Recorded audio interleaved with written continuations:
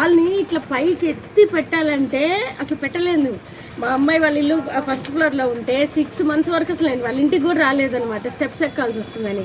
అలాంటిదని ఇల్లు జాయిన్ అయిన తర్వాత ఆ కాల్షియమే ఫస్ట్ నేను స్టార్ట్ చేసింది. ఒక 2 months వాడాను. ఇక నెక్స్ట్ వాళ్ళ ఇంటికి వచ్చాను. ఇప్పుడు కూడా నన్ను చూస్తే ఇక్కడ ఏరియా వాళ్ళు అప్పుడు ఎంత బాధపడేదో కాళ్ళతోటి, ఇక మోకాళ్ళ నొప్పులతోటి. ఇప్పుడు ఆంటీ రోజు 6 సార్లు 10 సార్లు ఎక్కి దిగుతుంది మెట్లు. అసలు మేము అనుకోలేదు మళ్ళీ ఎక్కి దిగుతుంది అని మేము అనుకోలేదు. అలా ఉండేది, ఇట్లా అవుతుందని నన్ను చూసి ఇప్పుడు చాలామంది ఆశ్చర్యపోతారనమాట. నేను అదే చెప్పా, నేను ఆయిల్ రైస్ బ్రాన్ ఆయిల్ అదే వాడుతున్నాను అప్పటి నుండి. ఇదే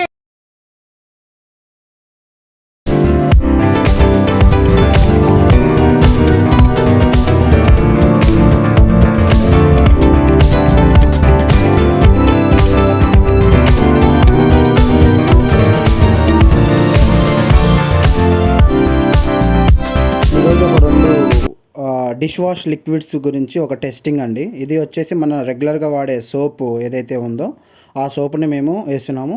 ఇది వచ్చేసి SHBL కంపెనీ లిక్విడ్ అండి. దీన్ని కూడా వాటర్లో కలుపుతున్నాం. ఏది నీట్గా వాటర్లో తొందరగా మిక్స్ అయిపోతుందో చూడండి.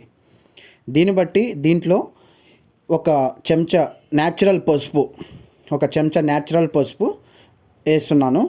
దీంట్లో కూడా ఒక చెంచా న్యాచురల్ పసుపు వేస్తున్నాను. రెండు మిక్స్ చేస్తే ఏది కూడా పసుపు ఎలాగున్నది అలాగే ఉండాలి. సో మారకూడదు. బట్ మారింది అంటే అది కెమికల్. సో దీన్ని బట్టి మీకు న్యాచురల్ ఏది కెమికల్ ఏది అనేది అర్థమవుతుంది. థ్యాంక్ యూ అండి. సో దీన్ని బట్టి మీకు ఒరిజినల్